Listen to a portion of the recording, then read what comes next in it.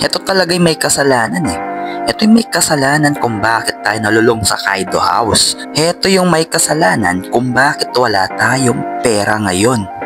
Tara, buksan natin. Good day mga kadaykas. Ngayon ay i-unbox natin ang ating Kaido House Mini GT Honda NSX Evasive version 1. Huwag na natin patagalin to. Tara, buksan na natin. Ayan na. Uy, iyon no. Tignan mo naman yan, pre.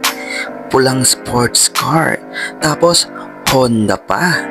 Tignan mo naman, pre. Hindi yan tinipid sa decals. Evasive Motorsports. Tapos, meron pa siyang carbon design, pre. Tignan mo naman yan. Carbon Lodi. Ang ganda din ng mga decals niya dito sa likod, no, pre. Yung meron siyang Honda. And then, Kaido House. Then dito naman sa kanyang roof, meron siyang Kaido NSX Evasive and number 52. Sa kanyang hood naman is VTEC, Work, and Kaido House sa harap. Isa pala sa mga unique design ng casting na ito is napapop yung kanyang headlight. So meron siyang latch dito sa kanyang base, no? So kapag ginalaw mo yung latch niya is mapapop yung kanyang headlight. Ayan, medyo singkit yung ating headlight. Napuyat yata yung ating NSX. Medyo singkit siya mga kaibigan. Ang cute niya, oh. Tignan nyo naman. So meron din pala siyang mga decals dito sa kanyang body kits. I-check naman natin yung rolling ng kanyang gulong, no?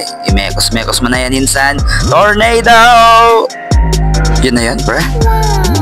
Anyway, solid din yung mga decals niya and design dito sa bandang side niya, no? Makikita din natin yung interior niya sa loob. Yun, no? Yan, kulay pala yung kanyang upuan and manubela. Yung dashboard naman niya is carbon fiber print. Yung metal base naman niya is made of titanium. Kaya kahit gat-gatin mo yan, kagatin mo yan, ay hindi yan masisira. Ngayon, i-check naman natin yung kanyang engine design. Ayan na, ang hirap pala. Uy, ba't tinaktak? Parang Ajinomoto lang din. So, yun. Ayan na nga ba yung kanyang engine. I-zoom mo naman, pre. Yun. Ayan, makikita natin yung Kaido House. Galing talaga ng Kaido House, no? Very detailed talaga sila sa kanilang mga diecast model, no?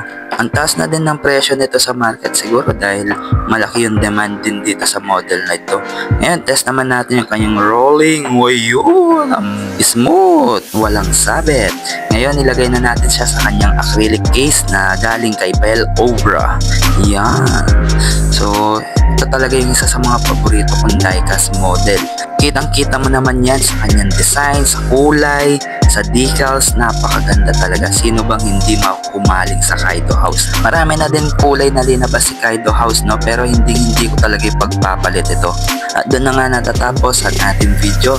Maraming salamat sa panonood and thank you mga kadaykas.